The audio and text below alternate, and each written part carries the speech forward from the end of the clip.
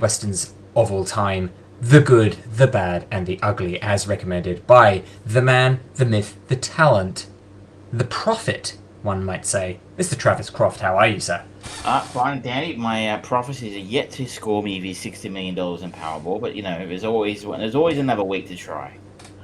Exactly. At which point, Did you get a finally, syndicate going? Oh god, people at work.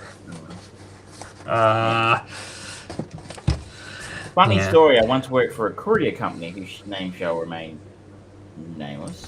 Let's just say a name rhymes with stroll. Sometimes their service takes a toll on oneself. It could be said so. A group of employees for this organization bought a syndicate ticket for a titular or a lottery draw and won. Okay. But the thing is, the guy who bought the ticket for said syndicate didn't tell anybody else in the syndicate that they had won. He actually called in sick the day after the lottery win had taken place, and then rang up and resigned. And the only reason that he never told any of his friends about it. The only reason anybody found out about it initially was the company that runs said lotteries, as a rule, delivers a bottle of champagne to their big winners. Guess which logistics company they use to deliver said champagne? No! It is the same, one and the same. And so one of his colleagues was tasked with delivering a bottle of champagne from said lottery company to his house. That is when word of his windfall came to light. You can find this. He did it in the newspapers. And he just sort of said, "Oh no. See, I went out and I bought 2 tickets that day. I bought one for the syndicate and one for me. This is the one I bought for me." Oh, sure. Yeah. Just in case there's some closure in that story for anyone who's interested, that argument did not stand up in court and he had to give him a bunch of money. I mean, seriously, what an individual. Wow, that's a class piece of trash. Yes, well, we're going to hire the best of that organization. Goes to show greed doesn't pay people, especially if you get caught. In the words of a great man, it's only cheating if you get caught. And good night, Bobby Brayhin. We miss you. We attended some sport. We attended some sports ball this week. Speaking of large sporting events. Did. Yeah, we got our America on. We would have seen us check in to watch the Superb Owl on Monday morning here, or Sunday afternoon, evening, depending where are you in the States, or 4 in the morning. Perfect way of spending Valentine's Day. The start half of the day, anyway. And I think it was actually kind of fun for the first 4 to 7 hours. After that, it started to get a little bit long in the tooth. Yeah, it did get ridiculous when 6 seconds of play lasted 5 minutes in the real world. The halftime show was fun this year. I enjoyed it. Yes, it was. It was good. And, of course, it was entertaining to see that someone taking a knee was, again, a controversial thing. Well, mind. That's controversial when it's a halftime performance of one of the players, I believe. But and it was exciting. We got some new movie trailers dropped. It was particularly we did. We might have a little chat about later on, just to click over the corpse of the theories kicking around town at the moment, and what we saw and what we didn't see, and what you want to see.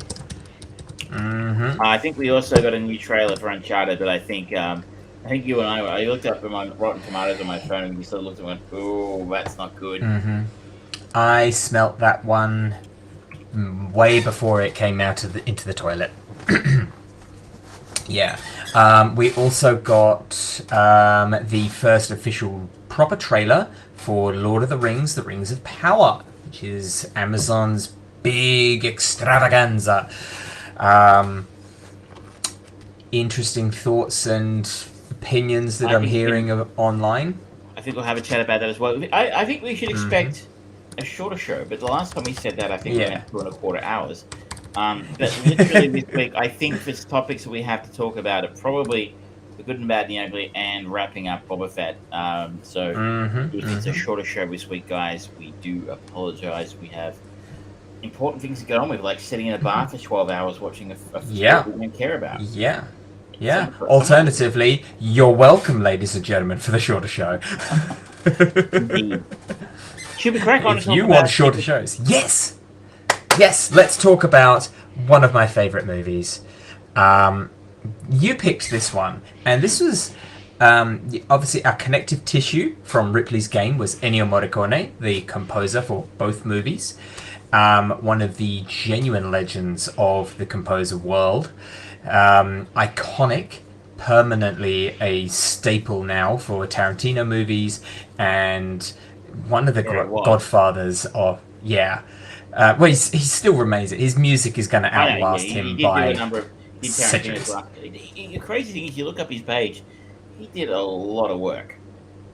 I kind of saw his name pop up on Ripley's Game, and I thought, well, there's a nice, obvious, and slightly different, path to follow. Obvious choice might have been John Malkovich, but let's go look at Ennio Morricone. He's done some interesting shit. 529 credits as composer. I mean, and there's a lot of really, really average-looking Italian films in here, and strange ones he pops up on, and you're like, he did The Phantom of the Opera, Mission to Mars. Oh, okay. I didn't know that. You usually get lots of TV movies and shit. You're like, wow, he wasn't the kind of guy to sit still, right? He did a lot of things. Yeah. And I could have chosen something really quite awful. Yeah. But thank you for not. Well, look, that would be just rude, right? The guy was iconic, and I think the score is probably the first thing that people know about this film. I'd never seen this film. And watching it, sometimes you go, I've never seen that film, and you sit down and watch, and you go, oh, yeah, maybe when I was 8 or something, Dad sat me down to watch this film. I have never seen a look of this film before. Okay. So, because you've said in the past that the Western is not a genre that you particularly gravitate to, so was it the kind of the iconic level of this movie that you kind of chose to pick that? Pretty much. I mean, it's also, there are Westerns and there are Westerns.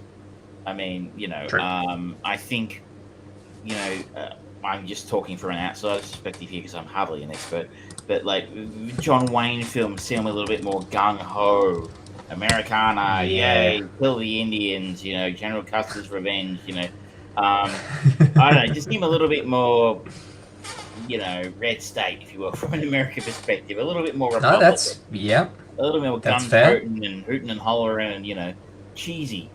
Whereas the spaghetti westerns, which interestingly kind of sparked a change in the US way of making film, but these films have a reputation for being sort of a higher quality western, or a different kind of western. The kind of westerns that were more respectable than the ones that were being made by the likes of John Wayne. And of course, Clint Eastwood is a fantastic actor, one of my favorites, in his iconic role as the man with no name, who actually does have a name in this sort of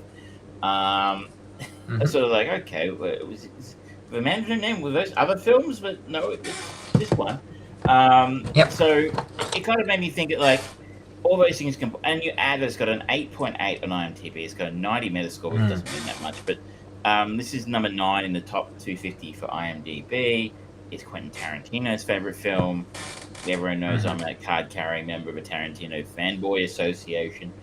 I just thought it would be interesting and challenging to take a look at a film that sits in a genre that, as I know, that it isn't really one I find terribly interesting, and I'm terribly glad I did.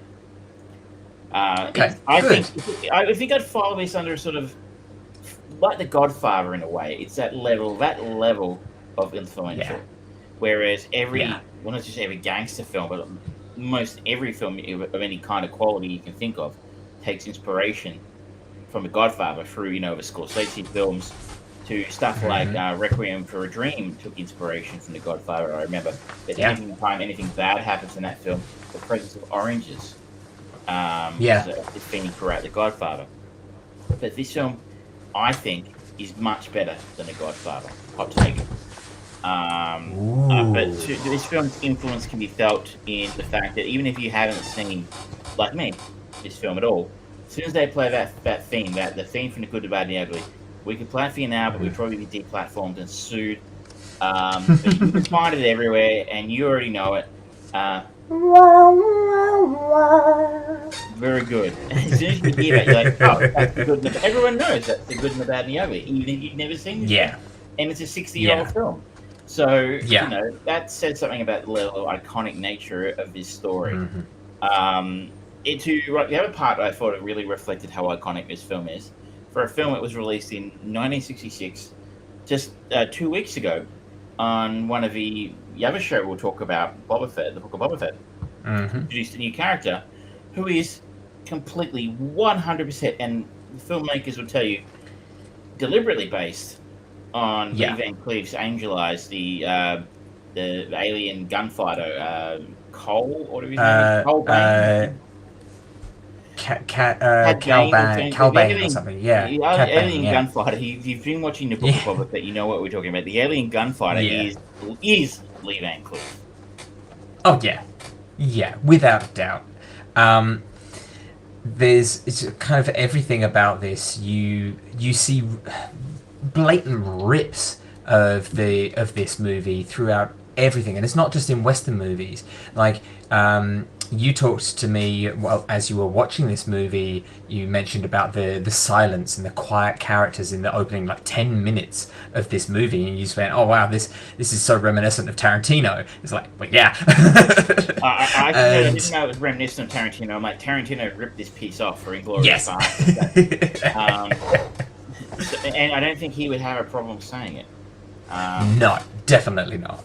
So, to give you a bit of context, this is, as I said, released in 1966. The plot line: a bounty hunting scam joins two men in an uneasy alliance against a third in a race to find a fortune in gold buried in a remote cemetery. Directed by the iconic Sergio Leone, or Leone, depending how you want to pronounce it. Stars Clint Eastwood as Blondie, a man with no name, false advertising people. Eli Wallach as Tuco, and Lee Van Cleef as Sentenza or Angel Eyes. I don't think anybody else in this is particularly well known. As we noted, Ennio Morricone, famous for the iconic score here. Eli Wallach, I found myself thinking, that's not a very Hispanic name, and he's not. He's Polish. Yeah.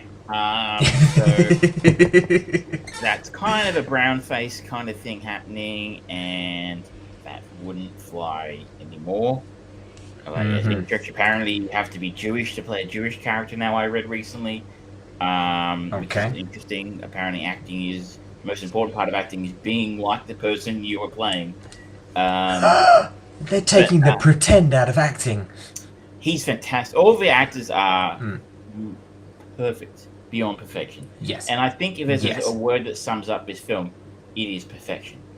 And I've watched a few reviews online, and the only criticism I could find anybody had to this film is the ADR, which is the voice dubbing, essentially, because I think a lot of people in the film were Italian. Yes. They didn't dub on. They actually didn't do the audio on set. They would come back in later and re-record the lines. In this case, in English. And apparently, the tech wasn't very good. In the 60s when they did that, not surprising. And I guess if you're very, very picky about these sorts of things, you can pick up that it's not very good. Couldn't say that I noticed it at all. Did you? Yeah.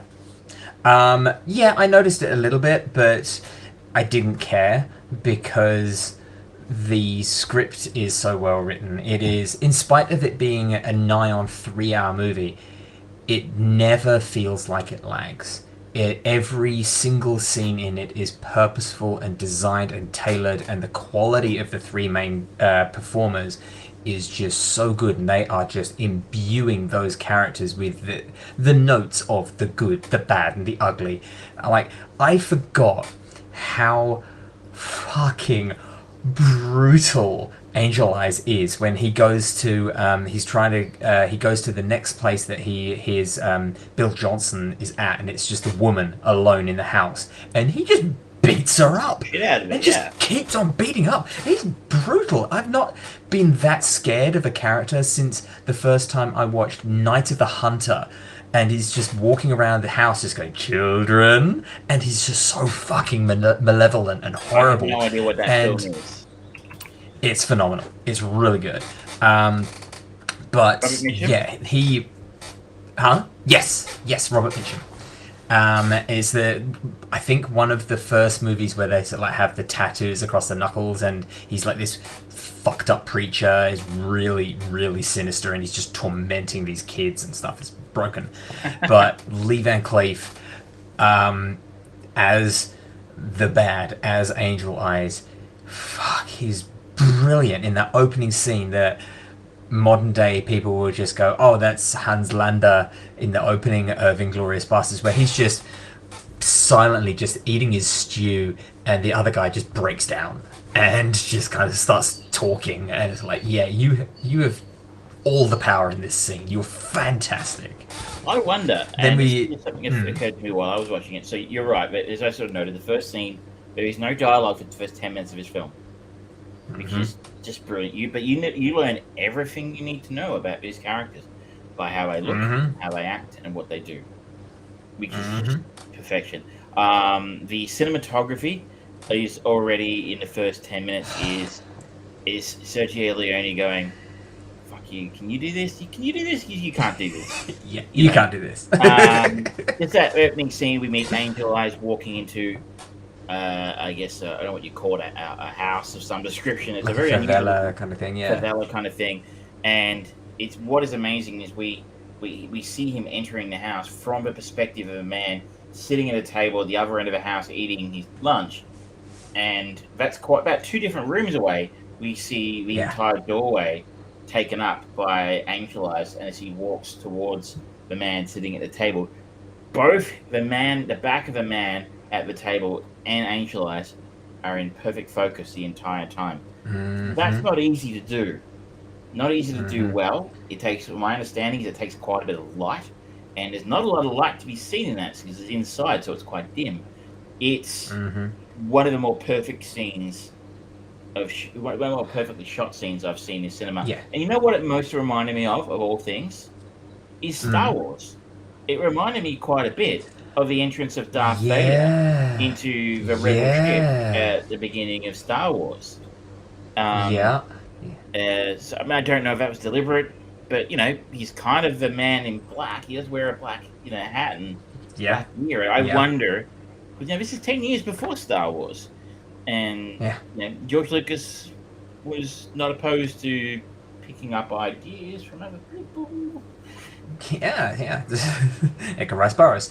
But I think also that this film owes a legacy or owes a debt to, again, the films that we've seen in the past. Filmmaker we saw in the past of Akira Kurosawa and Yojimbo, I'm not sure how you pronounce it, which isn't the one we saw. We saw Seven Samurai, which is a fucking great movie.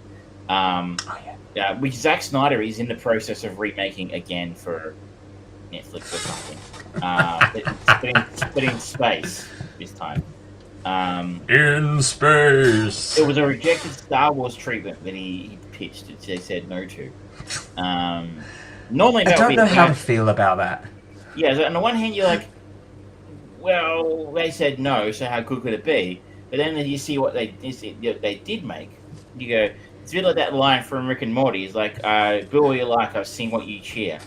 By the way, I think Leone owes a debt to Kurosawa, and so again, that's a connective tissue because so does Star Wars. So even in that first scene, you can sort of get the feel of of that kind of vibe. And maybe Darth Vader and the Angel Eyes might have come from the same place, or Angel Eyes might have inspired something of Darth Vader. You sort of mentioned we get the stylized titles at the start. We freeze frame and give us the characters' names. We meet the ugly first, Tuco, played by Eli Wallach. We meet the bad, played by Angel Eyes, played by Lee Van Cleef, and the good, played by, of course, the one and only Clint Eastwood, doing his mumbly, squinty best. Yeah, and he's always got a cigar Well, I'm the one who does the shooting, so I don't think you want me to be cutting my percentage. I it kind of again, and this is where I come back to with the Godfather. This is an endlessly Mm. parodied film, Mm-hmm. and Clint Eastwood's character in particular is endlessly parodied. Mm-hmm. Whereas somehow I feel like this is going to be a controversial take Okay. that somehow does take the legs out from under the Godfather a little bit. I don't know if it did it Mm. here for me. So the first thing I thought of with Clint Eastwood was Bill Murray dressed as Clint Eastwood taking his girlfriend to the movies in to see Heidi 2 in Groundhog Day. Yeah, here's my ex fiance. Just remember me. Again, that's a film I've seen a lot, so that's why I probably where my head went. Yeah. I just I agree with you. I think that it's still this movie still feels infinitely fresher in comparison, considering how often it has been lampooned and mined in every broad stretch of genre of movie since its creation compared to The Godfather. The Godfather is still an iconic movie, not discounting that at all. But going back to it today, it feels somewhat tired. Whereas this, there's the one of the things that always strikes me every time I go back and watch a Leone movie, and especially any of his spaghetti westerns, is just how much effort is taken in the production and presentation of how hard life was in those times. Everyone is just dirty faced and just covered in dust and got sores and boils. And he always populated all of those towns with people which have got amputations and things like that. And it just feels so fucking raw and real and lived in. And I think that's part of the magic that is keeping it fresh, because it just looks real, or And infinitely more real. because maybe what this again for also kind of maybe delineates it for me from the American Western. You know, they kind of Mm, always felt more stylized. They had very clean outfits, elements of the tassels. mm, Think the kind of outfit that I think Back to the Future 3, you know, cowboy outfits that yeah. Marty McFly goes back in time with. You know, that always seemed that. Well, at least in my head, that's what I connect with the Mm, John Wayne style westerns that were big in America in the '60s. Whereas this one felt like, and if you look into the trivia here, Leone spent a lot of time actually going mm, into research and trying to figure out what life might have looked like mm, in 1860s when this film is set, and actually put a great deal of effort into trying to make that a legitimate mm-hmm. representation of life, as opposed to that stylized recreation or the imagined world of a West that the Mm. American films of the time were making. That's it. I mean, the John Wayne kind of movies, those ones were almost an Americanization attempt at kind of doing the Great White Hope from like Tarzan, but just transplanting it and setting it in their world, rather than the mysterious jungles and things like that, and just going, okay, we need a white hero. It was very racist, those movies. When you just look at it, it's like, well, representation was definitely not a thing then. And whereas this, it just feels more organic. Um, it's something that I feel is kind of a little bit lost as well. Like there's a lot of attention to detail. Like thinking of, I was having a conversation with one of the guys at work today about Lord of the Rings and the amount of detail and presentation, and they put a lot of effort into making these fantasy worlds feel real, and that is very true to this day. I mean, it's a long time now since the Lord of the Rings, but they put a lot of effort into these fantasy worlds to make them feel believable. But it doesn't necessarily feel like they put that same attention to detail into these period pieces sometimes, and it's just like, oh no, that'll do. People know this world, and one of the big things for me that really helps make this feel so different to all of the other Leone movies, and especially the John Wayne ones, is the fact that it's actually a very personal, private story, but there is this constant oppressing the Confederate army is consistently retreating, and the Yankees are like just constantly kind of coming in, and there's just always that threat and that danger and that hassle that is driving these people on in a weird, twisted way. This is kind of a chase movie, but an This is like an unusually paced 1860s one. road movie, right? Yeah, but I love it because of that. And it's again like I really enjoyed The Harder They Fall, the Jonathan Majors Idris Elba movie, because it showed a different part of the Western world, kind of the black Western world, and there was like little nuggets of that kind of environmental storytelling in there.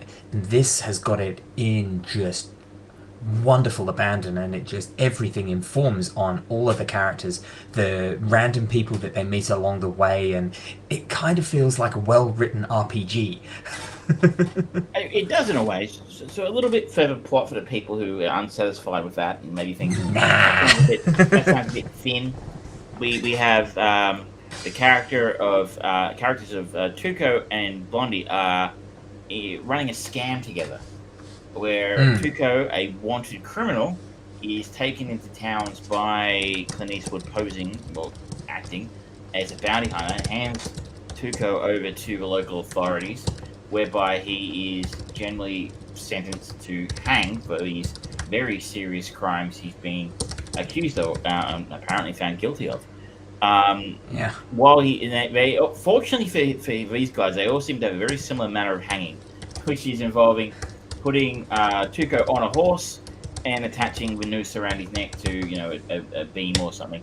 The scam works out is Clint Eastwood gets paid by the local authorities, then from a distance shoots the rope so that Tuco is able to free himself without being hung. He basically just cuts the rope using a gun, which is pretty cool. And because he's on a horse, Tuco's then able to escape custody. It also is part of Clint Eastwood also shoots the hats off a number of people, which is a kind of a goofy thing, kind of the goofiest part of the film, really. He continually does that. Tuco escapes, they split the money, they run the scam again. However, these two conmen don't really get along, and eventually the partnership goes south, and Clint Eastwood's Blondie strands Tuco in the middle of a desert with his arms bound, 20 miles from town or something like that, leaving him to basically die of exposure out there. That, of course, he gets that way. He gets himself back to town in a really cool scene in the gun store. Manages to rearm himself. One of my favorite sequences in the film follows where Tuco actually tracks down Blondie in a montage scene by basically hunting down all these campfire sites that Blondie's been at, and actually finding his cigar butts that he can, until he finds one where he's actually able to smoke the cigar butt. Again, no dialogue involved, but we know exactly what's going on and exactly what's happening. And when he finds that cigar butt and was able to blow smoke with it, we know exactly what's happening at that point in time. But we've now discovered, Blondie's nearby. This is almost the Goldilocks, right? This one was just right. Yeah. He takes Blondie hostage again, and we reverse it. So this time now Blondie's being tortured by being walked all over the desert. At which point we learn sort of the central sort of turning point of the film is they find a dying Confederate soldier who tells them about $200,000 of gold, which is buried in a cemetery. Tuco knows the cemetery's name. Blondie knows under which grave it's buried. So they both have a integral piece of a puzzle.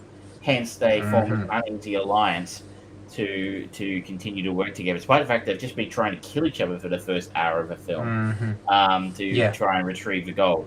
So at the same time, we've met Angel Eyes in that incredible first scene, who is a bounty hunter, Mr. Fixer type character who's also learned of the existence of this gold, and he's on the hunt for someone called Bill Carson, who just happens to be the Confederate soldier who Tuco and Blondie stumbled across in their travels. He runs into Tuco and Blondie in a Confederate internment camp where they've been captured on suspicion of being Confederate soldiers.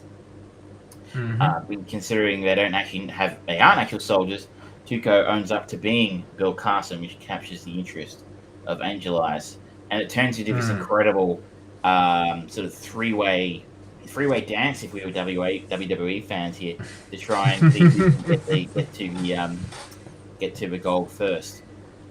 Yeah. Sorry. I was just going to say, throughout all of that, they use Angel Eyes in a similar way to the way that Chris Nolan used the Joker in The Dark Knight. There wasn't a lot of explanation about who his character was. You just learnt it through these morsel scenes where he just came in. And Chris Nolan talked about the Joker being like a shark, and you feel his presence. It's like you can hear the Jaws music before you see a fin, and then it just disappears, and you know that the thread is there. And Angel Eyes is like that throughout all of this. And then when their story elements converge, suddenly you're sort of like, okay, the rest of the movie from here on out is payoff for everything else, and it's just delicious. The film ends in the first, ends in the final act. The film boasts two of, I think, the greatest scenes in the history of cinema. And maybe it's a big call, but for one film to have a scene that's one of the greatest scenes in the history of cinema, if that's two in one act, and this is me discounting a number of the other scenes in the film, which could be argued to be incredibly great scenes. Like one of I talked about the scene of Tuco hunting down Blondie using the campfires and the cigar butts. There's another scene while he's torturing Clint Eastwood, walking him through the desert and basically starving him to death and killing him. Clint Eastwood rolls down a sand dune and collapses. Tuco at the top of a sand dune throws a bottle ahead of him, and the bottle rolls down and conks Clint Eastwood right in the head. And look, this is the 60s. This is practical special effects. This is, you read some of the shit they did in this film. Like they almost killed Eli Wallach on a number of occasions in this film. Clint Eastwood was almost killed in the bridge explosion scene. A giant rock landed right next to his head. Safety rehearsals, CGI, special effects. That wasn't how this film rolled. So that scene, I don't know, in the sand dune, right? If they've done that scene before, you can't tell. Yeah, because it's perfect sand as he's falling, and it's just perfect positioning. Every single move that Eastwood does as he crawls and tumbles down that dune, it's just, and the way he finishes, perfect shot. And maybe you think I'm making a big deal of it. You stop and think about that. How many times did you have to throw a bottle and he didn't like yonk it right at his head or anything? He threw it out in front of him and landed on the dune and then rolled down in kind of a U motion into his head. Like maybe it was a mistake, maybe it was an accident, and they just got it and thought, "Cool, that looks good." It doesn't strike me as the kind of guy who does a lot of things by accident. Sergio Leone, kind of reminds me of the Stanley Kubrick, actually. So just little things like that, and you go, "Okay, that's an incredible scene." In any other film, that would be one of the most memorable scenes in the film for a geek like me. But no, this film has two of the best scenes you'll ever see in cinema. The first one I wanted to quickly talk about was the Ecstasy for Gold scene, where Tuco comes across the Sad Hill Cemetery where the gold is buried for the first time, and we sort of pull out to this wide shot of Tuco running through the cemetery to that iconic Ecstasy for Gold score. Again, I don't want to get this shit sued or get this pulled down from various places that might be posted, Spotify or whatever. I don't know I don't know. You can easily find it on YouTube. It's right, Ecstasy for Gold scene, and it was breathtakingly good. Like it was unbelievable. Like and I'm very familiar with that song. And if you think you're not familiar, if you're at all interested in heavy metal or rock music, Metallica, the band, play that song every time at every concert, pretty much, if I recall correctly. They come onto stage with two Ecstasy for Gold, and they do a number of live versions of it, which is very cool. You can get on YouTube. You can find the version they did with the San Francisco Symphony Orchestra for their S&M gigs back in the 90s, and that's cool. But just the scene of him running through the graves to that, as that score just really swells up, and you're just like, wow. That's pretty much all you can say. Chills. Is like, wow. It's chills. And chills and goosebumps. You're like, this isn't my chosen genre, but I've never seen anything this good. Like, it's the perfect matching or mixing of the sound and the music from Morricone to Sergio Leone's art direction. That cemetery isn't real. It is now, apparently. Fans have restored it. But it was a set to the right type of cinematography of shot, to even the scene there was a dog running through there at the same time. That's right, yeah. That wasn't scripted. It wasn't initially scripted. Sergio Leone added it at the last minute because he thought it would look cheesy to have Tuco running in there without anything else going on. So he sort of sees this dog and out of a corner of his eye and steps back and steps away from it. It is pure perfection. And maybe you think I'm overstating it, but all I can say is if you don't believe me, just look. Yes, you can find the scene on its own on YouTube, but in the context of the rest of the film, it's amazing. What's your other one? The other one is, of course, the famous finale between the three, the Mexican standoff. I think it's called a thrall, some people say. I've never heard that word before. Where we have now got to the point where Tuco and Blondie have started to dig up the grave, where they think it is, only to find that Blondie's been a sneaky bugger and he hasn't told Tuco the right grave to dig up. At which point in time, Angel Eyes turns up, and there is now a freeway standoff, a freeway gun duel between the three of them to see who's going to be able to get away with that $200,000 in gold. And that scene plays out for a really long time.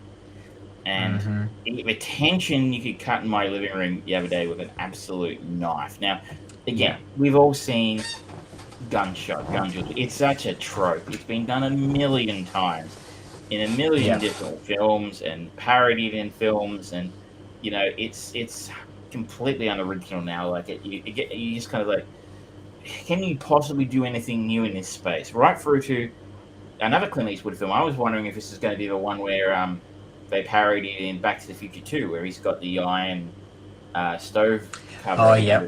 Which they also did in WCW, by the way. Bret Hart did it to Goldberg once. There was an angle.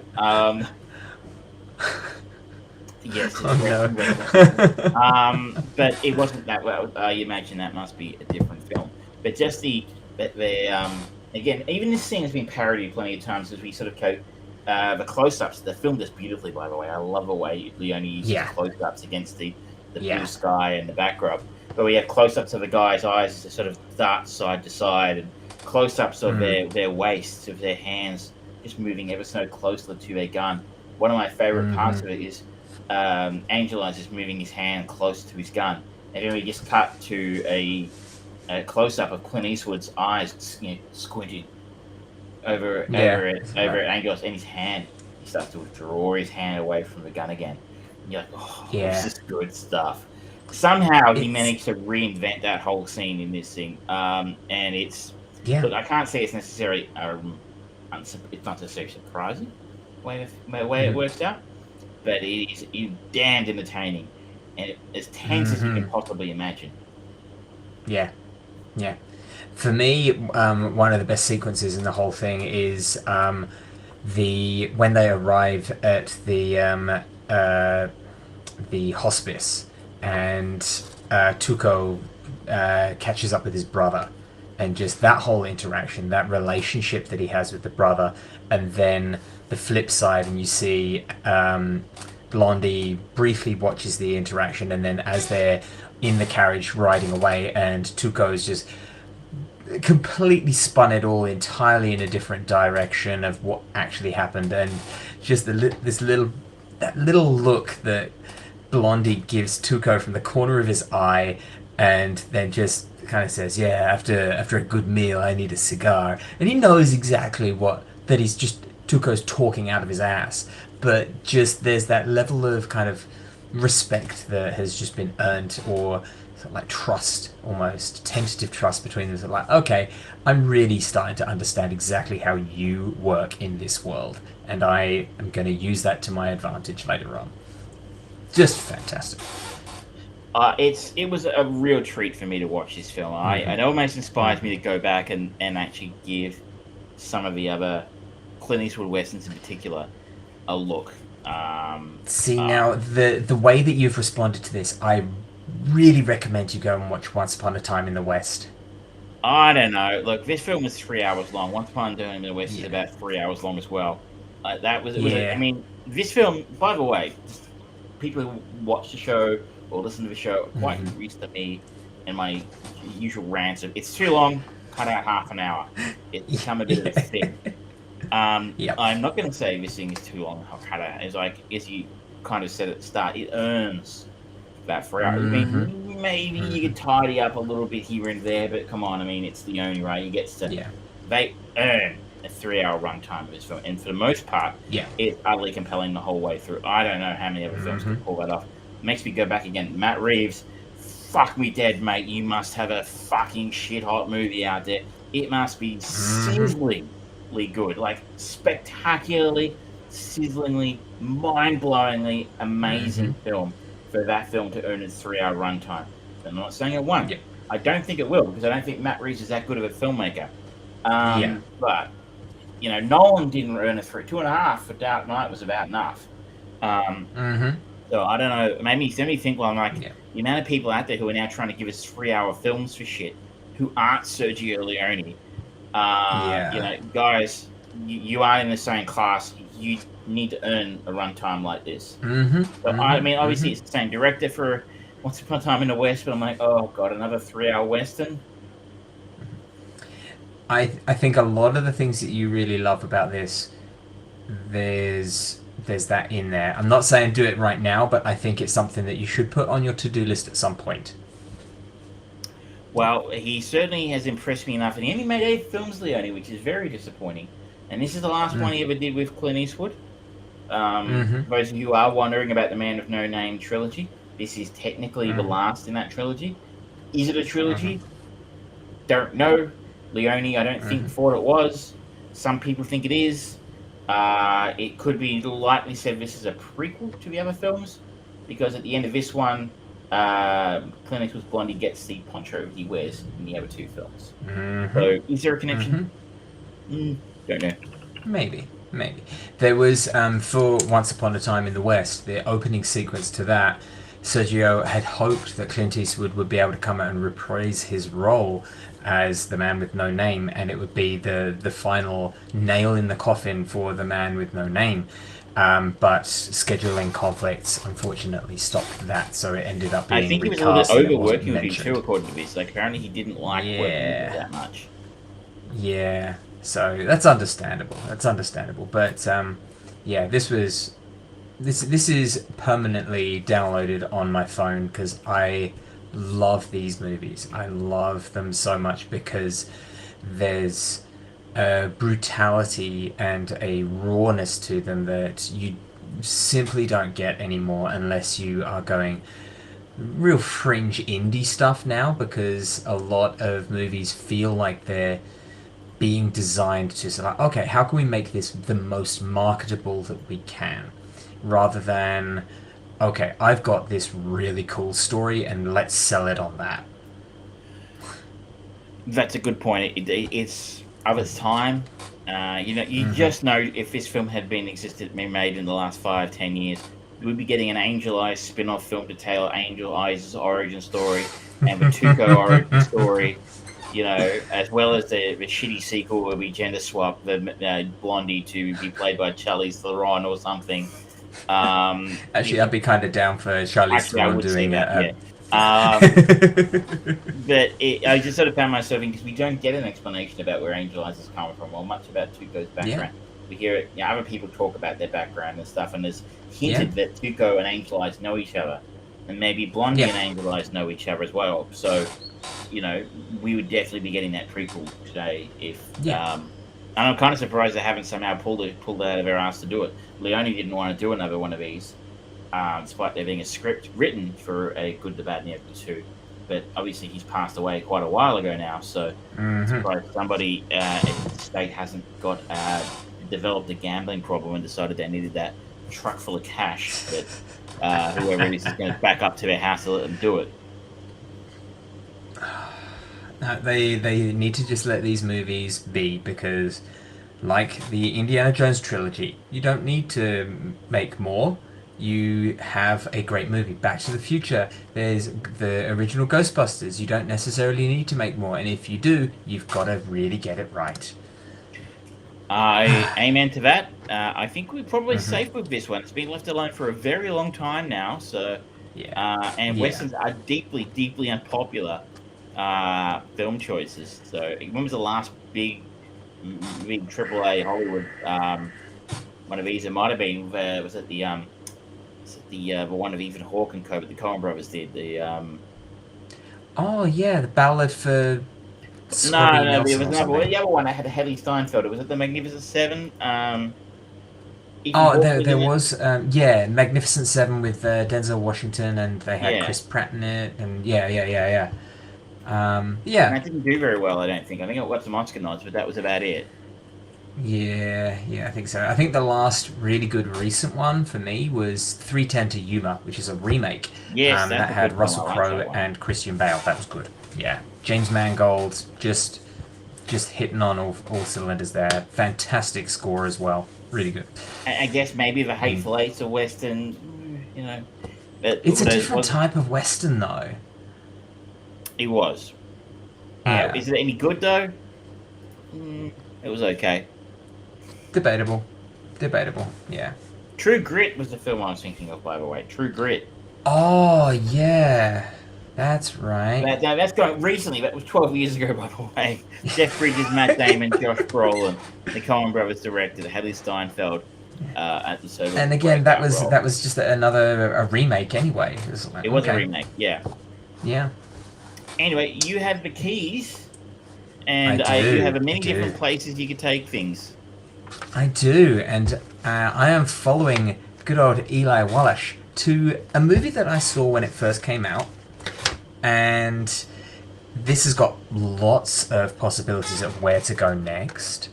Hang on, let me just bring up. Yep, so it's 2010, directed by Roman Polanski, Oh, Ghost Rider. starring, Ewan McGregor, Pierce Brosnan, Olivia Williams, the young John Bernthal.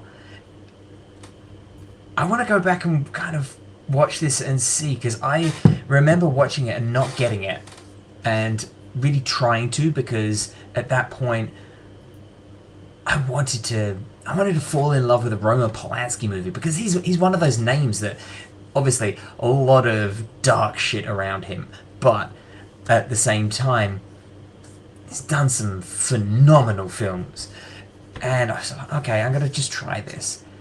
And I remember just not getting it, so I want to go back and revisit it and see. We had some, quite liking it actually. So, but I haven't seen okay. it since. Yeah. For those who There we don't go. know, it's the story of a ghostwriter is hired to complete the memoirs of a former British Prime Minister who uncovers secrets that put his own life in jeopardy. So I'm you said- hoping that I get a little bit of Rose, like what I had with Ripley's Game. I'm hoping that I get to come back to an interesting piece. He's making films, Mr. Polanski. His most recent one came out in 2019. I'm surprised anyone will work with him anymore, frankly. But Yeah. it's sort of interesting. Like the stuff he did happened a long time ago, and it's very recently. But sort of, I guess, in the last 10 years or so, people have decided they fundamentally disapprove enough of it. They're not going to work with him anymore. And that's not making any kind of call about what he did and whether it was any good or not, because I'm not going there. Yeah, Cool. that's an area that we're not going to wander into easily. I think it's time for an early commercial break. I think so. Yeah. Who are our sponsors today? This week, we are sponsored by the early 90s kids TV game show, Double Dare. Okay. This is another Aussie one, right?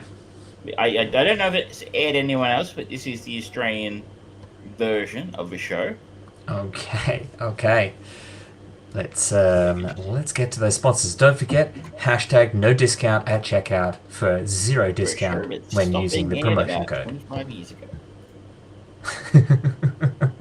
If you dig deep enough, there's probably some weird controversy around it.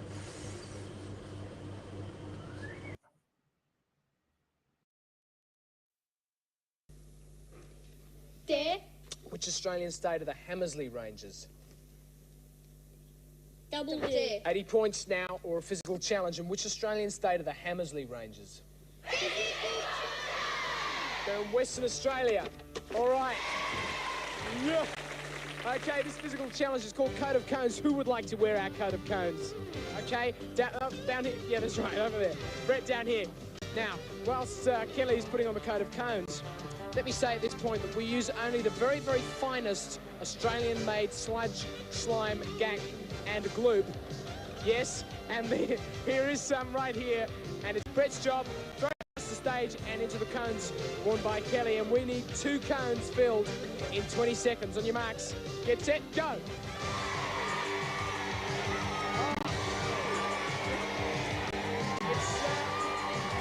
It's pretty slightly stuck. No, not as yet. Oh, it was close. You've got 4. Ah, never mind. Well, those balls weren't very solid, were they? Broke up pretty easily. We're across now with the Hot Shots, who lead by 30. It's a good game. Which of the following is not a type of flag? The Yellow Jack, the Jolly Roger, or the Bonnie Bron... Dare. Which of the following is not a type of flag? The Yellow Jack, the Jolly Roger, or the Bonnie Bronny? The Bonnie Bonnie. The Bonnie Bronny is not a type flag. Not one that we know of anyway. Name 4 dairy products. Milk, cream, cheese, and butter. Yep, very good. What salad item do we sometimes say people are as cool as? Cucumbers. Cool as cucumbers. Yes. Where is Sapporo? Dare. Where is Sapporo? Double dare. For 80 points or a physical challenge, can you tell me where is Sapporo? Okay, Japan. Or to be more specific, it's on Hokkaido. Now, this physical challenge is called Catch the News. Have either of you caught the news lately? No? Ah, okay, Kelly has. Over there, you're on the bin catching the news. And you're down here for us, thanks, Brett, you're going to be throwing the news. And what you've got to do is take one of these sheets. You have to take more than one, scrunch it up into a ball, throw it across the stage where it must be caught in the bin by Kelly. You've got 20 seconds to catch 5 newspaper balls. On your marks. Get set, go! Okay, you might have to roll it up a bit more solidly. Good catch. There's one. Oh, scrunch them up nice and tight. Ready, you've got 3 left. Not going to get there. Never mind, guys. Still very, very tight. 3:20 now, we're with the Hot Shots. Catching fish by hand is called what? Trolling, tickling, or a waste of time? Trolling. It is actually called... I think a waste of time was the correct answer.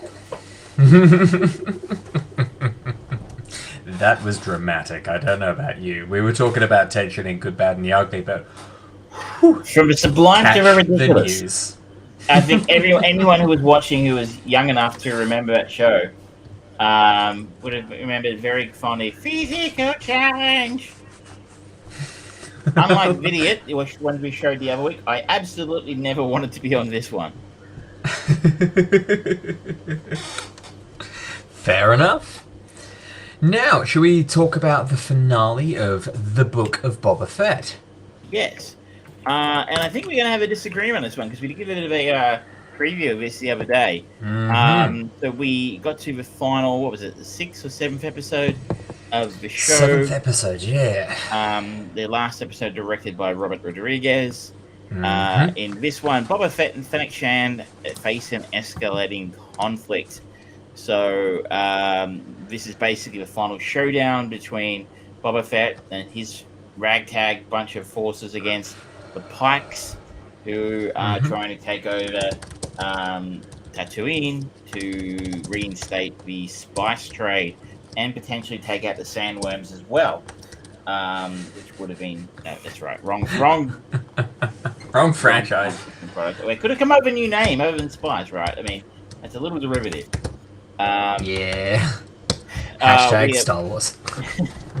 Boba Fett is joined by, of course, Mando in this episode. The mods, I think they call them.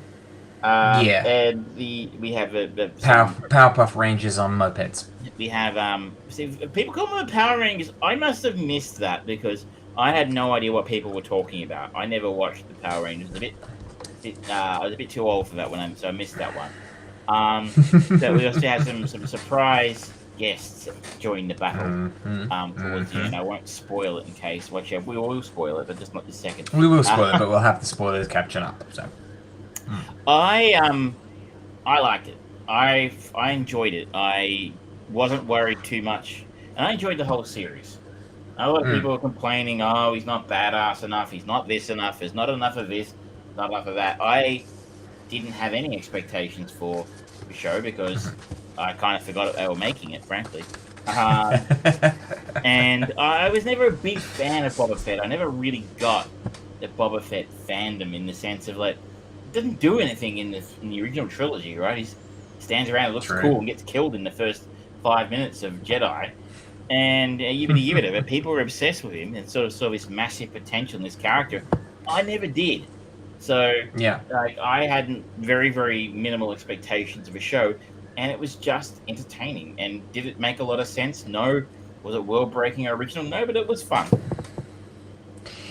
Yeah, no, I'll generally agree with that. I liked it, but I do feel like when they reintroduced the Mandalorian, it ended up just being a soft opening for season 3 of The Mandalorian, and they kind of forgot the focus on Boba Fett.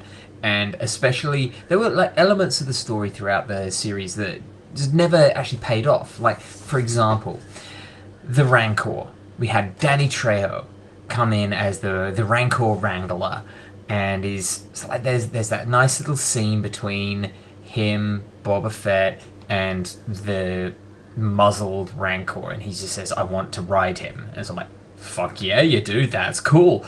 And then he leaves, and then there's just that ominous, nefarious moment where it's like, "Oh, he's gonna fuck him over somehow." But no, that never comes up. It's like, okay, well, all right.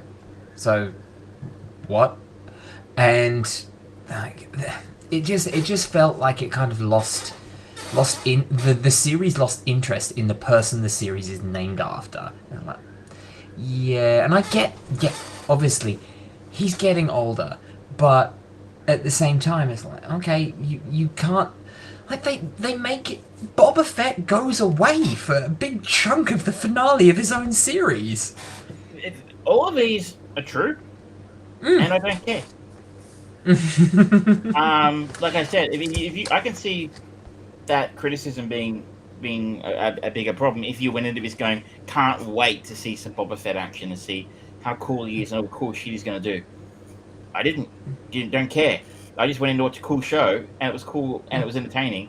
And you're right, it probably was more entertaining when it wasn't on the show, and they focused more on The Mandalorian, which goes to show they should probably have never made this thing, frankly. But it wasn't terrible by any stretch of imagination when Boba Fett was the main focus of the show.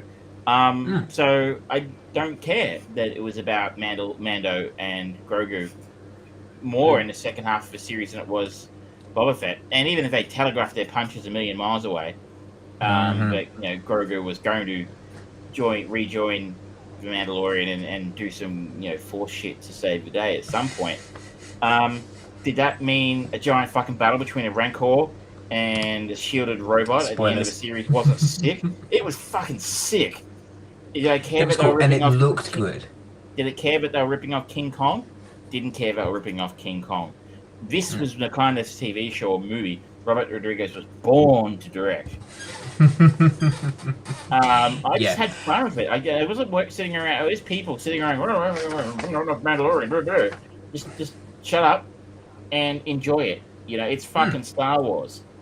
I think people sit there and philosophize far too much about these things. It wasn't boring. It didn't. The story, well, it kind of made sense, didn't it? Oh yeah, everything generally made sense. There was some storylines where they just dropped them, like the Danny Trejo build-up thing, and the Fett family. It was like, okay, that didn't actually really go anywhere, but that's fine. It still made a lot of sense. It's setting. I think the problem for me is it is fast becoming the modus operandi of Disney products that you have to watch it all or you will not understand everything. And because of the fan fervor around Star Wars, around Marvel, if you're trying to have a conversation about it and you just say, I enjoyed it, you're going to be lambasted one way or the other way, that whether you're with people who really loved it as well and they're going to just overanalyze it, or they're going to say, what are you talking about? It was fucking shit. Boba Fett didn't do anything, blah, blah, blah, blah, blah. And it's kind of a damned if you do, damned if you don't scenario. I was concerned with this show because it was a slow boil story for the huge first part of the series. I thought, oh, okay, I'm enjoying this, but at the same time, I enjoyed the first half of Picard season 1, and then they absolutely shat the bed by the end of it. They didn't shit the bed at the end of this. I feel like they could have probably told a more interesting story that did focus more on Boba and his kind of quest to become an honourable man, I guess, was his journey. But I don't... The purpose of Boba Fett and why he took over and why he was doing what he did kind of ended up getting lost for me. I was like, okay, yep, sure, but why? What is your journey? And just as a writer, I wanted that, and they kind of just went, oh, no, don't worry about that. We've got a Rancor fighting a robot. Yeah, did you need any more than that? Well, I would have liked it as a storyteller. Yeah, I would have. I was hoping that they would have actually used this show to validate and just say, okay, yeah, he has got this legendary idea, not only in the Star Wars universe, but in fandom as well. Let's show that off. But they didn't. They went a different route, which I respect. But when you kind of get 3/4 of the way through and then kind of go, yeah, we're not going to see that through, you're like, okay. Yeah, I still liked dessert, but the mains kind of ended up tasting a little bit like cardboard. I'll pay it was unusual to see. Just, it didn't bother me. I was busy having fun. Just sit there and wondering about what it could have been. And, you know, like, again, it comes down to the fact I didn't care about Boba Fett, and I wasn't exactly gagging for a Boba Fett story, because for years they've been talking about a Boba Fett movie. And I think I'm glad they didn't do that.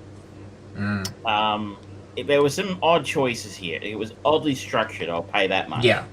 And especially for guys like Favreau and Filoni, and who just seem to have their shit together with the Mandalorian so well that they did seem to kind of get bored halfway through and go, let's bring Mando in, which would have been cool, right? The Mando crossover makes perfect sense, but why was it so dominant? I mean, was there that much Mando story you had to tell? And as you sort of noted, this becomes the soft launch for season 3, which I don't have a problem with because I'm looking forward to it and it's going to be cool.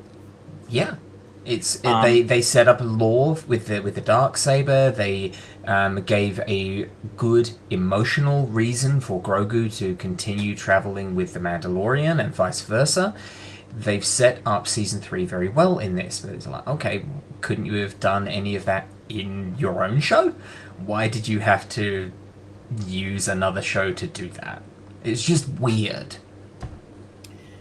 It was odd. I'll pay that, but I just think I've seen a lot of criticism online about how shit it was, and I think that's completely misplaced. That's unfair. I think it's just it's interesting how Marvel is a fairly consistent church. It's a broad church, and people are largely on board with it. Like, you find occasional weirdos out there, like people who liked the Eternals, DC fans, the Snyder fanboys. But mostly, Marvel fans are still on board with it. Interestingly, just this week, Spider-Man No Way Home became the highest grossing US domestic film of all time and past Avatar. So it's probably going to push up towards, Titanic and Endgame from here for whether to make the highest grossing all time. So, but people in Marvel, they're not really a divisive product the way Star Wars has become. Like Star Wars, as you know, is kind of really divisive. You meet these hardcore people who think that the sequels were brilliant and wonderful, and that it's almost like they're splitting the camps. It's like, Favreau and Filoni were ever just ignoring everything that the sequels did, and no, that's not good. And or as you sort of say, the idea that you have to have watched, if you haven't watched Clone Wars and the dirty whatever the other show cartoons are, you're like, you're not really a real fan. Cad Bane, who we talked about earlier, the avian gunfighter, I had never seen before. And apparently comes from Clone Wars or one of the cartoons. Yeah, I think so. Yeah, I think he's in the Bad Batch. Batch. Okay, that's a really cool character, and I know you were disappointed that they killed him in the end. Yeah, but I'm not convinced he's probably not going to come back. I mean, whereas in Marvel movies, good bad guys, they kill them off or end up turning them to be anti-heroes. In Star Wars, no one stays dead for long. Which is ironic considering how often heroes die and come back in Marvel comics. There's a little light bobbing on his chest, on his thing when he at the end of the show, and I felt like that wasn't done by accident. So and as you know, it was like, this is the coolest new Star Wars character I have seen in a very, very, very, very long time. So it would be a damn shame if they didn't have something more interesting to do with him in the future. Yeah, I liked everything about Cad Bane. It does make me interested to actually see what that character does in Clone Wars or Bad Batch or whichever one it is. But that's a lot of content that I'd have to watch just to learn more about one character, and I don't have the time. And I was just saying to somebody the other day, like, if you're going to watch Multiverse of Madness, you probably should check out What If. I think. We don't know, but I think.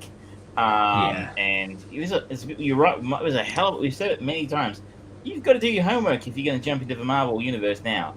And Star Wars is getting a bit that way. But in fairness to them, I didn't really need to know who he was to know he was super fucking cool and dangerous, and deadly, and anything like that. Where I mean, they did talk like they had a Boba Fett and Cad Bane had known each other, and like they had a background, they had a story. And you're like, so that can lead us to the Book of Cad Bane. Wouldn't put it past them. We've got the spin-off series for Rosario Dawson's character, and I really wouldn't mind if they had a spin-off series for this show's real MVP, and that is Fennec Shand. Well, I mean, Ming-Na Wen is a Disney lady through and through. She's always been in Disney movies from very, very young in her career, and I think that she has got enough clout, considering how a lot of fans loved her as Melinda May in Agents of S.H.I.E.L.D. They've loved her in this. She is a beloved Disney actor, she's like one of the few, like back in the day, I remember Disney had their actors, like Kurt Russell was a Disney actor for a very long time. He was a Disney boy. And he grew up and then went off to make his own career and stuff. And it seems like Ming-Na Wen has kind of done the opposite. And she's now the Disney girl in the second half of her career, which is thriving. And she threw so much into Phoenix that, it's really interesting. The brief little tidbits that we get of her backstory, as well as where she is now and how she's got the robotic elements to her and stuff like that, and her relationship with Boba Fett and her past as a bounty hunter as well. There's a ripe vein of information that we could just delve into there. Absolutely on board. I'm not saying necessarily they should be looking to make more spin-off series. Like, Yeah. the amount of spin-off series they've got is probably enough. Mhm. But if it was if you did want another one, I think she was... Like, if anybody came out of this show looking like a complete fucking badass, it was her, not Yeah. Boba Fett. Like, 100%. she is... And she was a Ming-Na Wen is fucking sick in this. She's really, really, really good in it. I'm super excited to see her in Gremlin's Secret of the Mogwai. I have very little interest in a new Gremlins TV show, but the fact that she's involved, Yep. Sure. cool, Sure. I'm down. And also, it stars Matthew Rhys from The Americans, a show I was a huge, huge, huge fan of. You enjoyed And that, yeah? the one, the only, the iconic James Hong is in this series. Serious? Oh, see, now I'm invested. If you don't Now know I'm who invested. James Hong is, Google him. Get out. I guarantee you know who he is. That Yeah. face. He has 449 credits, and he is roughly 93 years old. Yes, 93 is his 93rd birthday next week. Oh, keep going, James. Keep going, James, because you're fucking wonderful. I love you to bits. Hang on a second. Let me just double check something here. What is the first? I was going to say, the first film I think of James Hong in is, of course, Big Trouble in Little China. Oh, yeah. If anybody actually watched this show, I would suggest we have a Big Trouble in Little China watch along, but nobody does. So it would be you and I. It'd just be an excuse for you and I to watch. Big Trouble. I don't need an excuse. You don't I need don't an need an excuse excuse. I should note, that film was made in 1986, which was a lazy 42 years, so 32 years into his career. Oh, Jesus. God. That's nuts. That's nuts, man. But anyway, I'm super excited about James Hong and Yeah. Ming-Na Wen because she is fantastic in this. Almost makes me want to go back and watch Agents of S.H.I.E.L.D. to see what she was like in that. But that was just looking at what she's done with Star Wars.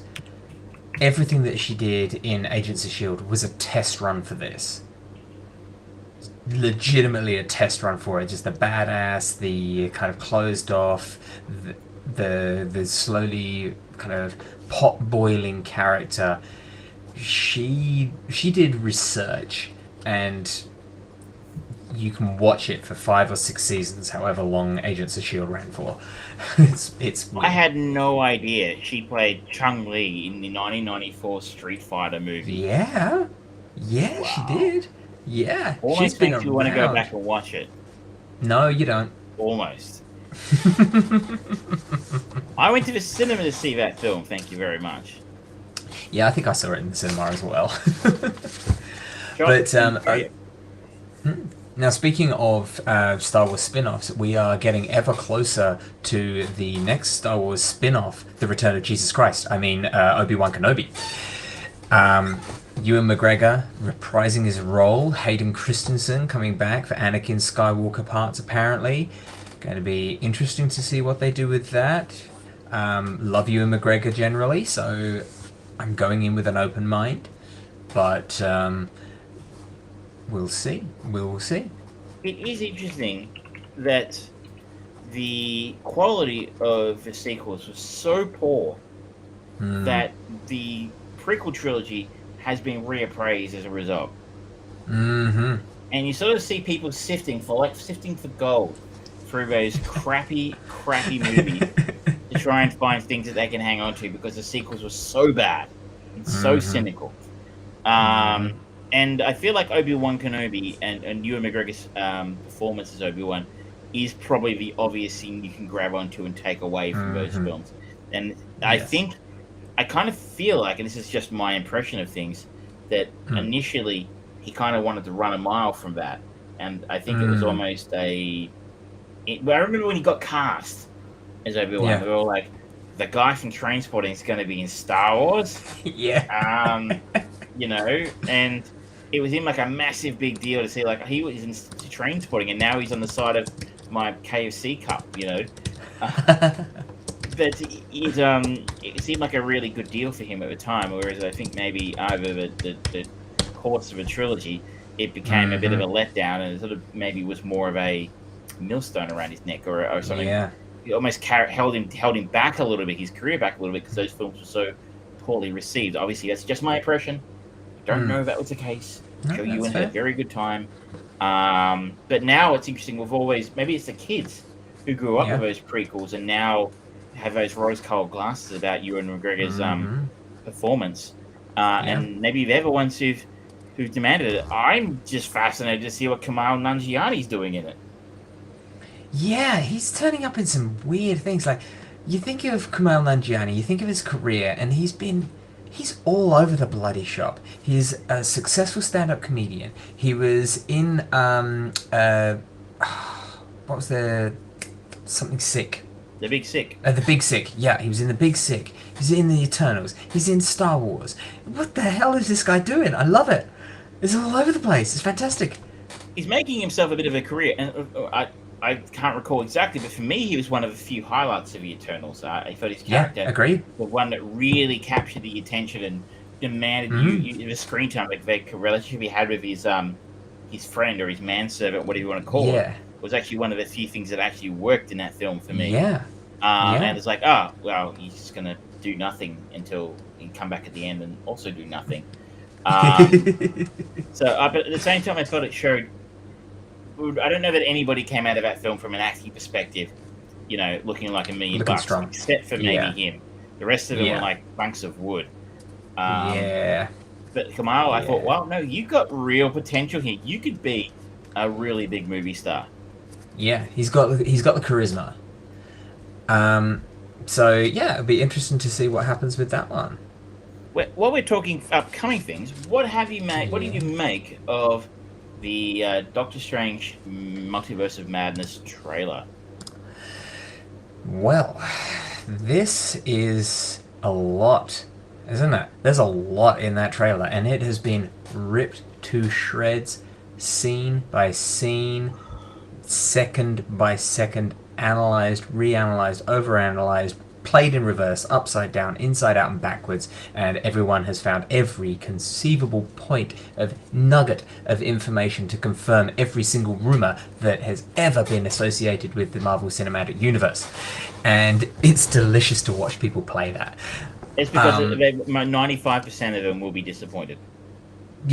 Yeah, everyone is like, I had someone come into the shop today and we were talking about it, and he says, oh yeah, it confirms Tom Cruise as an alternative Iron Man, it confirms this and this. Is like, not really. Does it? It doesn't really. I think there's a pretty, I would go a 95% chance that this film does star Patrick Stewart as Professor X. What? It's his voice, and it would be weird to have him as someone else in an MCU-branded property. It would just be weird. They're not above that kind of bait and switch.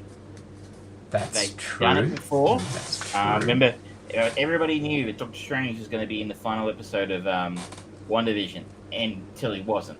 You know, so all got Quicksilver, you know, in WandaVision. And then, except nope. It wasn't Quicksilver, it was Ray Boner or something. You're like, oh, guys, that one probably sounded really good in the writer's room, but you just let everybody down.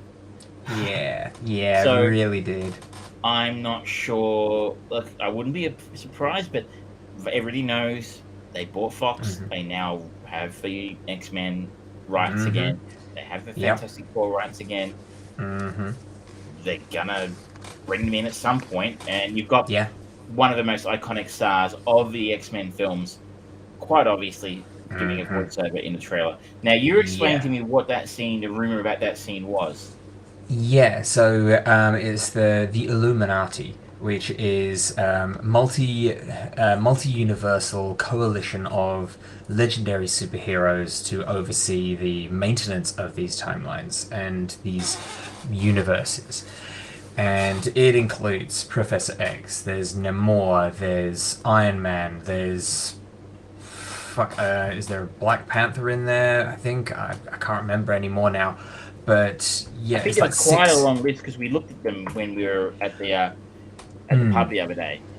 Yeah, because I think there's like usually like Amadeus Cho six active members. beat Black Bolt, Black Panther, Captain America, Captain Britain, Doc Green, Doctor Strange, Iron Man, Medusa, Mr. Fantastic, Namor, Professor X, and Yellow Jacket.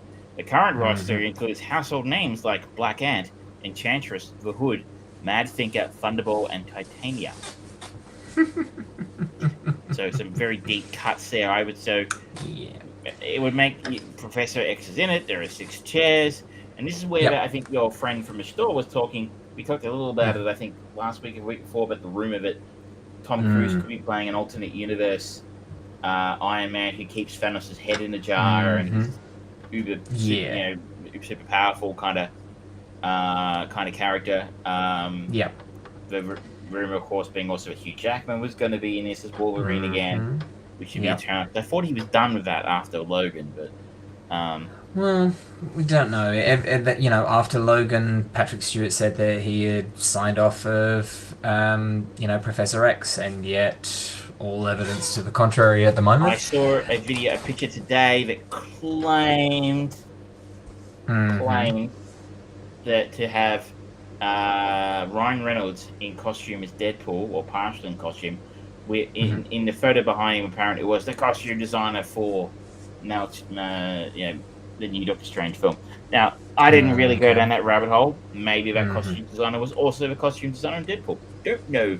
But, again, he's also a character they now own the rights to. Yeah, and he is, for a long time, people have kind of thought that Deadpool could be one of the audience gateways to help break people into the multiverse, because he breaks the fourth wall. That's part of his personality, his character, and he's done that in the 2 Deadpool movies. He does that in the comics. He talks directly to the audience, and that is a great person to have in a scenario such as this.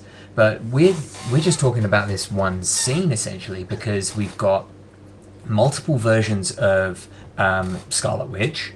We have got Monica Rambeau as her Photon character from WandaVision, apparently in there. We've got America Chavez is making a cameo in there. She's another one of the Marvels, so they certainly seem to be building up that Marvel's family for the forthcoming sequel to Captain Marvel.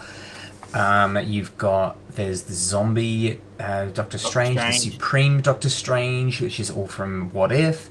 There's those Ultron-looking robots that are escorting Doctor Strange while he's in cuffs in this supposed Illuminati headquarters. Whew. There's the story here, by the way, is on comicbook.com. Deadpool possibly spotted in Doctor Strange and Multiverse of Madness poster. And I would encourage everyone to look up this article, because there is a photo that says there are even variant versions of his characters. Fans on Twitter have taken their magnifying glasses to share close-ups of what could potentially be someone that looks a lot like the Merc with a mouse, which I assume should be Merc with a mouth. I would hope. No, it could be Merc with a mouse. No, it could be. Yeah, it could be. That would also be a delicious pun on the fact that he's now owned by Disney. Okay, well, I'm assuming it's a typo, but maybe a fortunate one. But that aside, do have a look at the picture that they have decided to... I can actually do that, can't I? I can... Yeah. Let's have a look at the picture, which comicbook.com says is Deadpool.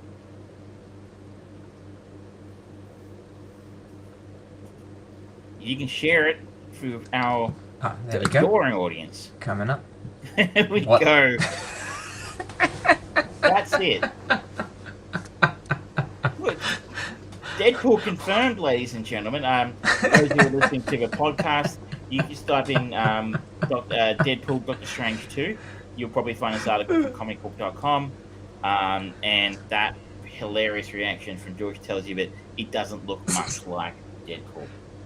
Okay, I will just say it is worth, if you want some funny pictures, just Google the Merc with the mouse, and it's a lot of cat cosplay of Deadpool.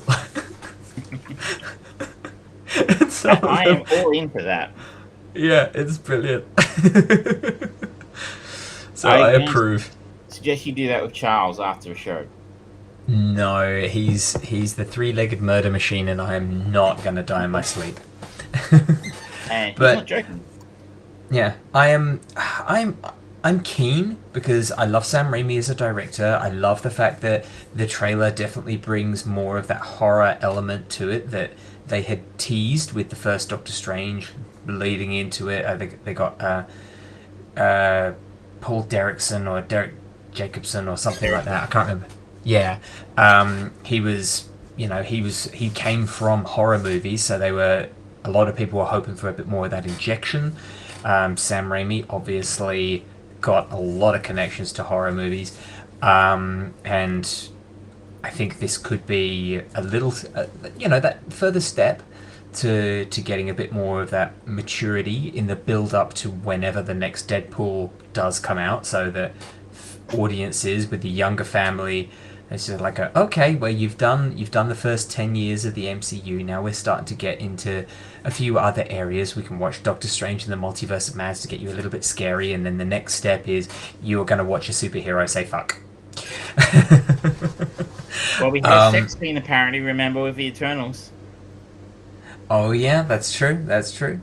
But I have the same concern that I did for No Way Home, where they're juggling a lot of balls, and I hope that they don't drop them. They did overall an 8 out of 10, 9 out of 10 for No Way Home. Some of the villains, it was like, you didn't really need Sandman there. You just wanted to bring him in. And the narrative reason why Electro was there, it's a big obvious plot hole because they wanted Electro in. But okay, I'll let you. You did it well enough. That's fine.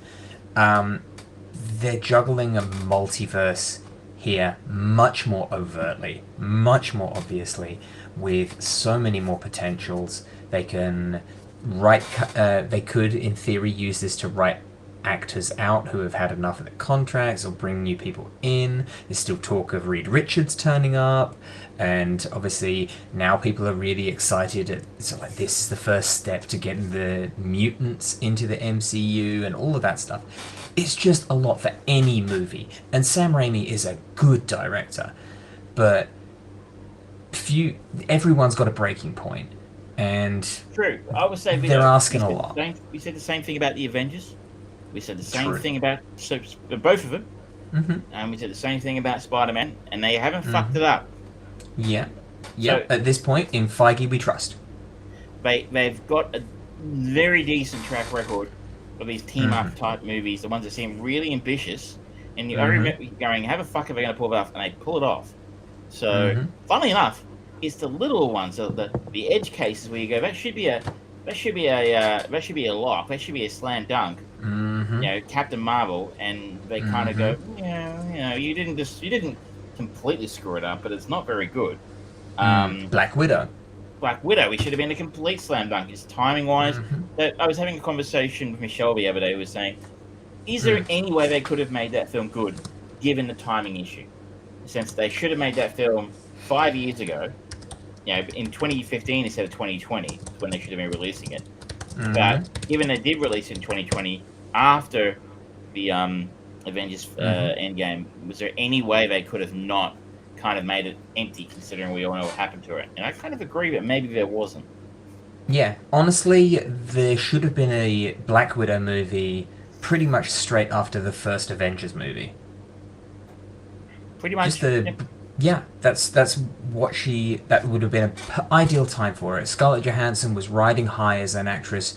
She was solid money at the box office. People were keen to see more of her, and they didn't get it for a long time. She was an additional member frequently. She was never a big focus, and they missed an opportunity. It was a massive missed opportunity, and they should be forever ashamed of themselves for that one. But anyway, enough said about that. I mean, Yeah. I am excited to see where it goes. You're right. They are taking on a very high degree of difficulty, where the rewards Yeah. could be massive if they Yeah. get it right. But it's going to be very. Sam Raimi has kind of screwed up this kind of story before in Spider-Man 3, of course. Yeah. But he didn't have the guiding hand of the Marvel machine with him at that point in time. Yeah. I think it'll be very obvious if he fucks it up. So I hope for everyone's sake he doesn't. Yeah. The other thing that is we've teased about it this episode and frequently is the weight of the previously on kind of bracket that we need for this, because Doctor Strange goes to Wanda, and it's going, if you haven't watched WandaVision, it's going to be a weird, jarring sensation seeing where she is now, because she's literally, there was a whole season where she worked through the 7 stages of grief. She's a very different person now. So take this as your unnotice. If you haven't got around to watching WandaVision yet, and you do want to watch Doctor Strange, that's a very odd place to be, considering it's been a year since WandaVision came out. But do check out WandaVision. If nothing else, we both recommended it as being a pretty decent, maybe the best of the Marvel shows. I don't know. I would still say that it probably is, yeah. So it's a quality show. The ending wasn't great, but a pretty good show. And you don't have to wait week on week like we did last year. What the hell's going on? You can just go through. So you can just watch the whole thing, and I think it's going to make a lot more sense to you. Yeah, and that was just talking about Scarlet Witch, but Monica Rambeau and all of that sort of thing. It looks like that's being they're feeding more into Captain Marvel as well. So it's like, okay, you're gonna need to do a Wikipedia search at the very least to just get reference to this. And again, that's just more weight on a movie that is already carrying a lot. And it's like, oof. And in fairness, I really hope that they do. Doesn't pack them in like Spider-Man does. Yeah. I mean, the last Doctor Strange movie was fine. It did a relatively good job, and he has cameoed in a couple of other movies in the interim, but this is his second standalone movie, and he's asking a lot for that character. So it took a gross of $677 million against a $165 million budget, the first one. You're right. Yeah. Since then, he's been in the Avengers movies, the Infinity War and Endgame, and then a big part in Spider-Man No Way Home, which you can only help. But that's a lazy billion less or so than the current Spider-Man film has taken. So it's fascinating to speculate, and they're very good at making us do it. Yeah. Should we talk about Rings of Power quickly? Yeah, let's talk about Rings of Power.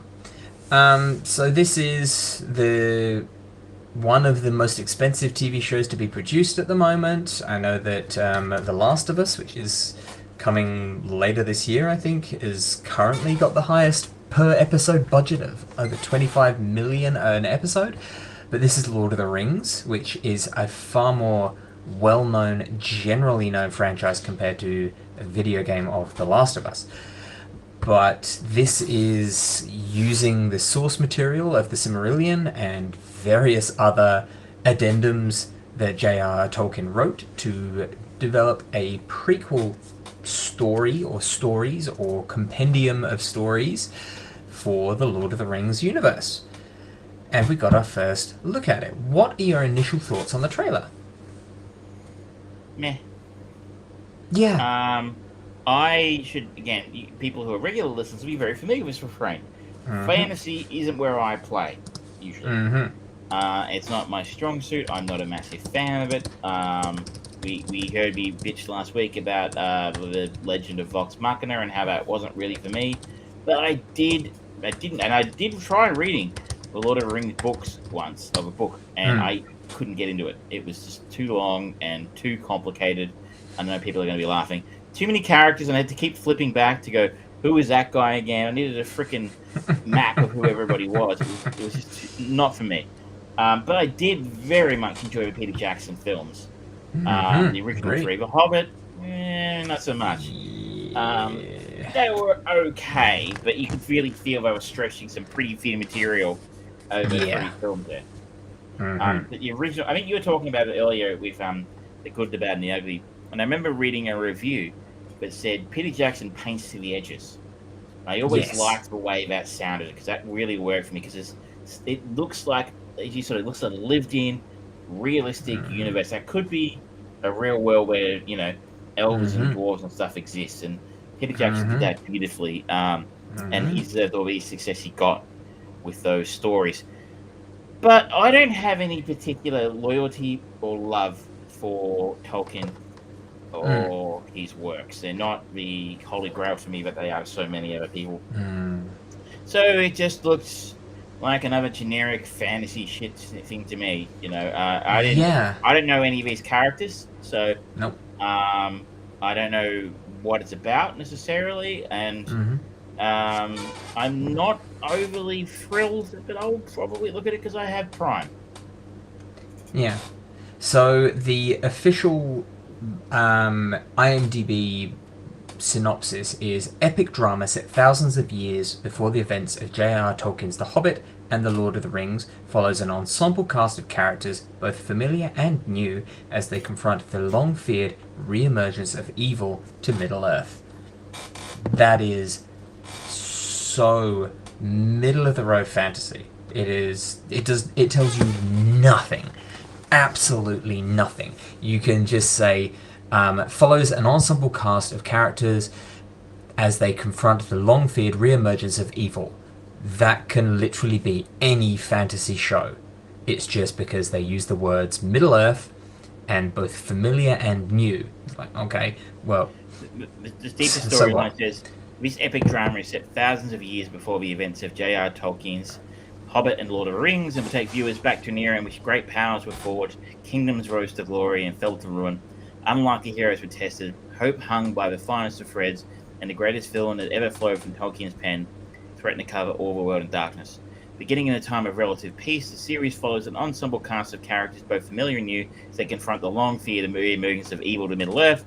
From the darkest depths of the misty mountains to the majestic forests of the elf capital of Lindon, the breathtaking island kingdom of Numenor, to the furthest reaches of a map, these kingdoms and characters will carve out legacies that can live on long after they're gone. And the note in the trivia here is an interesting one for me, is that would not be a direct adaptation of the books, will instead introduce new stories that are set before the books and the movies, while the Tolkien estate made demands that the series cannot change anything it has written about the age in which it takes place. The story has all the creative freedom at once because it's doing it in a space in which Tolkien didn't write about.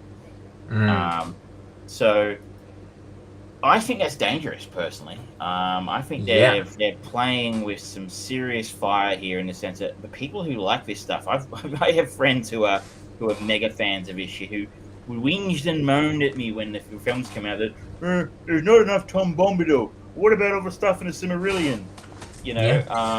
And from what I understand, anyone who's actually realistic about that stuff goes, that was not necessary in the films. But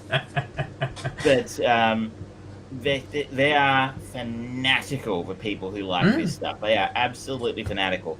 And if you fuck with their Tolkien, you can say goodbye to your billion-dollar franchise real fast. Not saying they will, but they're playing with fire.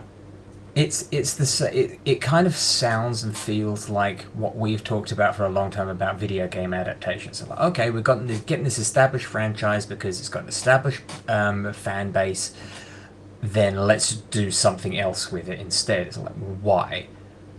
You literally just tricking people through the door and hoping they'll stick till the end. And kind of sounds like that's what they're doing a little bit here. And I don't quite understand why they're doing that in the same year that they just released, generally successfully, another big stalwart of fantasy epic stories, The Wheel of Time. In the same year, we're getting two huge franchises in their own right, and Lord of the Rings is unequivocally bigger than Wheel of Time, franchise-wise and audience awareness-wise. But they're still deep, rich, invested earths, and where one is using the source material very accurately and changing it to fit the source material or the delivery material of the TV series, This other one seems to be sort of like, yeah, okay, nah. It's just... It feels like, I mean, I think I don't know, obviously, but I feel like maybe that ability to do whatever they want in a different creative space in the Tolkien universe, but not in a direct place that he'd actually written about, might have been the attraction, in the sense they had some... I'm not a Tolkien fan, but it's not the main guts of what his actual work, the work he actually did. Has that not already been plumbed? Like, have they not already done all of Lord of the Rings, have done all of The Hobbit? Those were the two major works by Tolkien, wasn't it? I mean, there's other bits and pieces, like I said, the Silmarillion and Tom Bombadil and stuff like that, but is there a TV show of great value in that other product that hasn't been adapted yet? Yeah, the Book of Bombadil.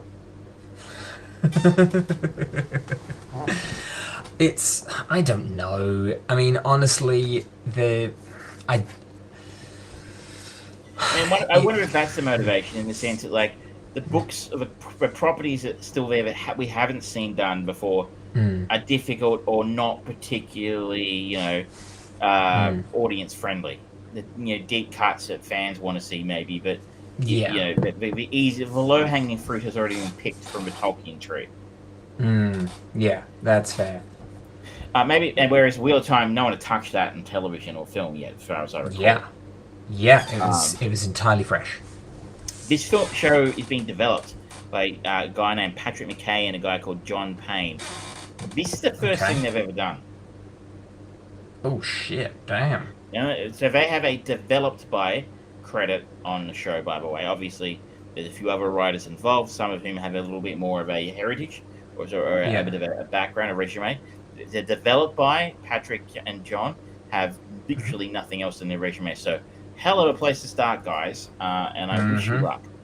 The other thing that's been doing the rounds this week, and I think we can't really ignore it, is the full-on fanboy, toy-throwing hissy fit around the diversity of the cast. I mean, it's been kind of embarrassing, guys. Yeah. As someone who's more a fan of his stuff than me, where do you stand on stuff like that? They're fictional fucking people. They can be whatever the hell you want them to be. Nothing is set in stone. It does not fucking matter. I don't care. It's like, I was reading this article. People are demanding Amazon use digital technology to put a beard on the dwarf Royal Majesty or something like that, and it's like, what?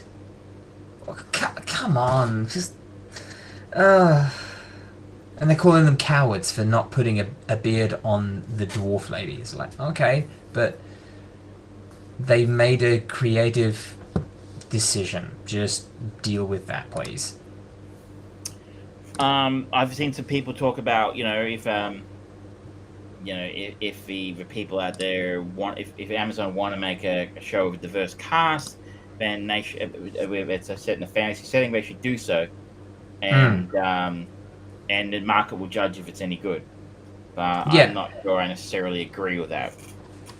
Yeah, but if it enhances the story, do it. If you're doing it just to tick a box, don't do it, because it'll feel bad. That's going to be the determining factor for me. Like, again, I'm not. I keep saying I'm not really familiar with the material of a law, but I understand there are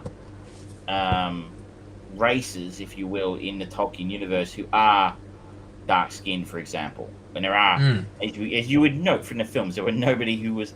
It was pretty much a loaf of white bread in the Peter Jackson films.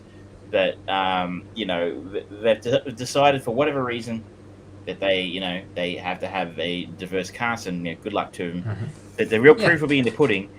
Does it feel organic? Yeah. Does it, as you sort of know, does it enhance a story? And just to go to something like the Eternals, which I've been kicking the guts most of tonight, that really worked in the Eternals somehow. It did.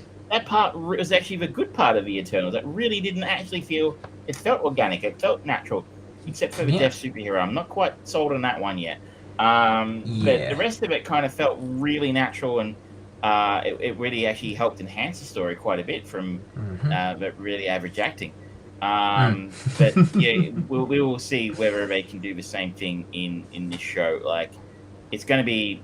It was always going to piss off the screaming racist fanboys, and I don't want to pile on with them because I absolutely don't associate with them. But if it feels tokenistic, then I don't know that it's going to help it. Yeah, the people of color, the gender rainbow, they deserve complete, thought out characters, not just token representation because we need to get this in there so that the modern audience is happy. Like, yes, you do need to get it in there so the modern audience is happy, but actually make it worthwhile as well. And then the next time you do it, it's easier and easier, and then suddenly you're normalizing it. Well done, you actually progress things. Other than like, oh yeah, this is a first gay kiss in Star Wars, cut it out. It's in the back. Yeah. Yeah. I go back to it again. It should have been Finn and Poe. It would have been Finn and Poe. They couldn't have cut it out. Yep, 100%. I would have been all over that shit. Instead, it was just two randos at the back. But some would say that anything is better than nothing, and to a degree, I suppose you're right. But I'm not sure.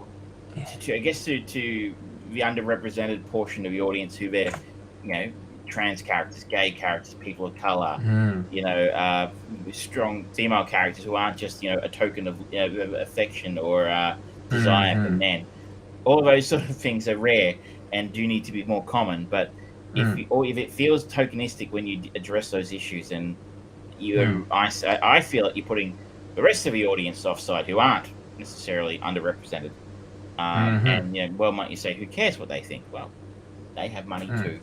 And your show is going to get cancelled if they're not tuning in. Yeah.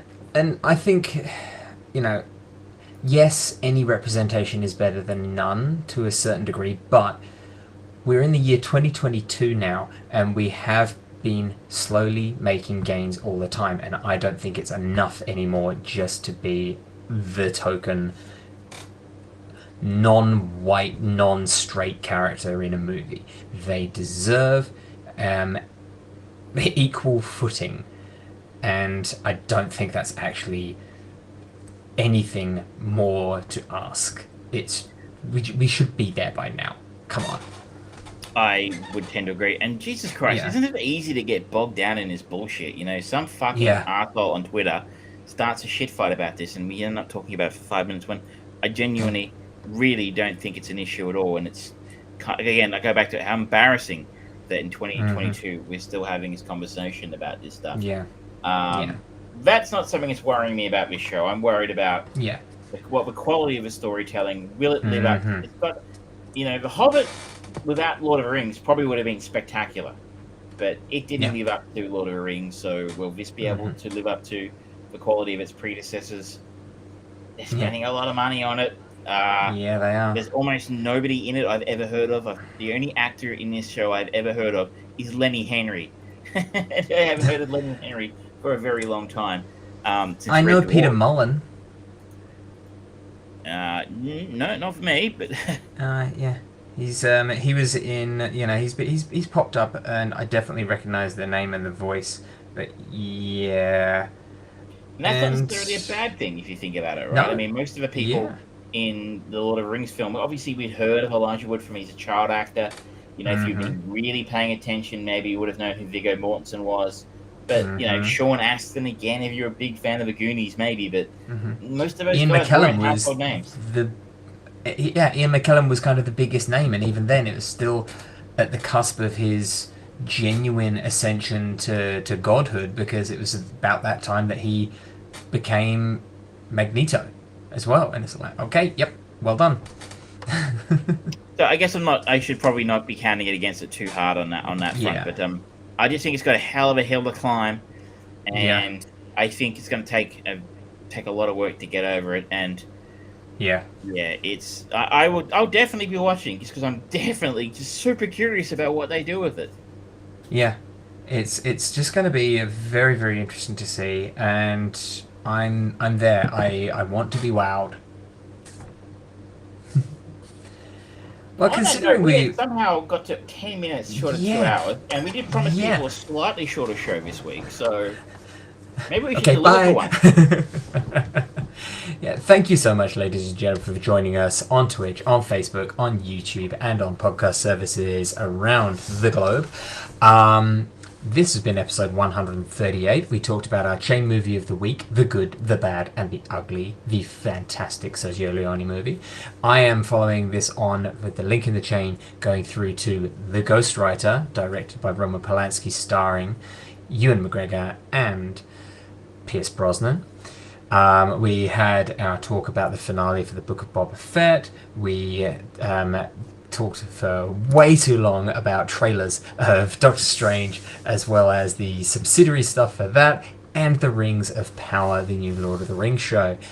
Next week, Thursday, tomorrow night, I am going to go and see Nightmare Alley, Guillermo del Toro's new movie. It's going to be a black and white showing at Cinema Nova on Lygon Street in Melbourne. I am so excited for that. We will probably actually have the finale for Peacekeeper as well. I think the last episode comes out tomorrow. So we've got some interesting stuff on that, because that's a show that we've been loving so far. And no doubt we'll have a few other things to talk about as well. But thank you so much, ladies and gentlemen. Any final thoughts and words, Travis Croft? I'm sorry. There you go. Just generally, Just generally. no particular I things. apologize. I've probably Thank you very offended much, someone ladies. tonight, so I should just, apologize. I'm insulted by your apology. It's just Challenge you disgusting. to a duel. This time next week. See you next week, everyone. Next week. Good night.